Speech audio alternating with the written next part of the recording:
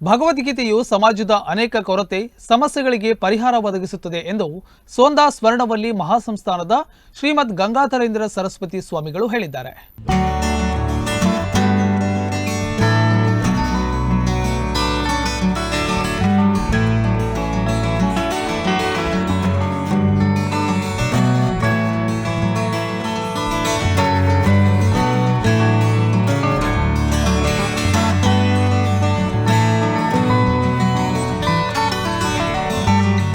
ಯಲ್ಲಾಪುರ ಪಟ್ಟಣದ ನಾಯಕನಕೆರೆ ಶಾರದಾಂಬಾ ದೇವಾಲಯದಲ್ಲಿ ನಡೆದ ವರ್ಧಂತಿ ಉತ್ಸವದ ಸಭೆಯಲ್ಲಿ ಆಶೀರ್ವಚನ ನೀಡಿದ ಸ್ವರ್ಣವಲ್ಲಿ ಶ್ರೀಗಳು ಭಗವದ್ಗೀತೆಯನ್ನು ಓದುವುದು ವೇದಾಧ್ಯಯನ ಮಾಡಿದಂತೆ. ಭಗವದ್ಗೀತೆಯ ಸ್ವಾಧ್ಯಯನದಿಂದ ಉತ್ತಮ ಸಂಸ್ಕಾರ ಮತ್ತು ಧರ್ಮದ ಅರಿವು ದೊರೆಯುತ್ತದೆ. ಧರ್ಮದ ಸಾರವನ್ನು ಅರಿಯಲು ಭಗವದ್ಗೀತೆ ಸಹಕಾರಿಯಾಗಿದೆ. ಭಗವದ್ಗೀತೆಯನ್ನು ಓದುವುದರಿಂದ ದೃಷ್ಟ ಮತ್ತು ಅದೃಷ್ಟ ಪ್ರಯೋಜನಗಳು ದೊರೆಯುತ್ತವೆ. ಪುಣ್ಯ ದೊರೆಯುವ ಜೊತೆಗೆ ಜೀವನದ ಸಾಧನೆಗೂ ಅನುಕೂಲವಾಗುತ್ತದೆ. ನಿತ್ಯ ಭಗವದ್ಗೀತೆಯನ್ನು ಓದುವ ಅಭ್ಯಾಸ ಬೆಳೆಸಿಕೊಳ್ಳಬೇಕು. ಸಮಾಜದ ಧರ್ಮದ ಅರಿವು ಹೆಚ್ಚಾಗಬೇಕು ಎಂದು ಹೇಳಿದ್ರು. ಎರಡನೇ ಭಗವದ್ಗೀತಾ ಅಧ್ಯಯನ. ಭಗವದ್ಗೀತಾ ಅಭ್ಯಾಸದವರು ಕೂಡ ಕೂತಿದ್ದಾರೆ ಹಿಂದ್ಗಡೆ. ದಿನಾಲು ಭಗವದ್ಗೀತೆಯನ್ನ ಶ್ರದ್ಧೆಯಿಂದ ಓದ್ತಾ ಇದ್ದರೆ ಅದೊಂದು ರೀತಿಯ ಸ್ವಾಧ್ಯಾಯ, ಅಂದರೆ ವೇದಾಧ್ಯಯನ ಮಾಡಿದ ಹಾಗೇನೆ.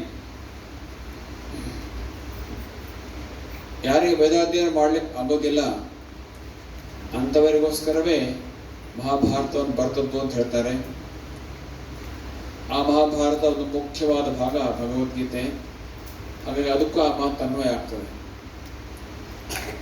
ಅದನ್ನು ದಿನಾಲು ಭಗವದ್ಗೀತೆಯನ್ನು ಶ್ರದ್ಧೆಯಿಂದ ಓದ್ತಾ ಇದ್ದರೆ ಅದು ಒಂದು ರೀತಿಯ ಸ್ವಾಧ್ಯಾಯ. ಅಂದರೆ ಸ್ವಾಧ್ಯಾಯವನ್ನು ಮಾಡಿದ್ರಿಂದ ಯಾವ ಸಂಸ್ಕಾರ ಆಗ್ತದೆ ಆ ಸಂಸ್ಕಾರ ಆಗಲಿಕ್ಕೆ ಸಾಧ್ಯ ಇದೆ. ಮತ್ತು ನಮ್ಮ ಧರ್ಮದ ಅರಿವು ಸಿಗ್ತದೆ. ಅನೇಕರಿಗೆ ಧರ್ಮದ ನಿಜವಾದ ತಿರುಳು ಯಾವುದೊಂದು ಗೊತ್ತೇ ಇರೋದಿಲ್ಲ. ಯಾವ್ಯಾವುದನ್ನು ಧರ್ಮ ತಿಳ್ಕೊಂಡು ಅದ್ರ ಬೆನ್ನಿಂದ ಹೋಗ್ತಾ ಇರ್ತಾರೆ. ಬಹುಶಃ ಹಳ್ಳಿಗಳಕ್ಕಿಂತಲೂ ನಗರಗಳಲ್ಲಿ, ವಿಶೇಷ ಮಹಾನಗರಗಳಲ್ಲಿ ಇದು ಜಾಸ್ತಿ. ಬಳಿಕ ಸ್ವರ್ಣವಲ್ಲಿ ಸ್ವಾಮೀಜಿಯವರ ಸಾನ್ನಿಧ್ಯದಲ್ಲಿ ನವಚಂಡಿ ಹವನ, ಕಲಾವೃದ್ಧಿ ಹವನ, ಶ್ರೀ ಗುರುಪಾದ ಪೂಜೆ, ಕಲಶಾಭಿಷೇಕ, ಮಹಾಪೂಜೆ, ನವದುರ್ಗಾ ಪೂಜೆ, ಪ್ರಸಾದ ವಿತರಣೆ, ಮಹಾ ಅನ್ನ ಸಂತರ್ಪಣೆ ನಡೆಯಿತು.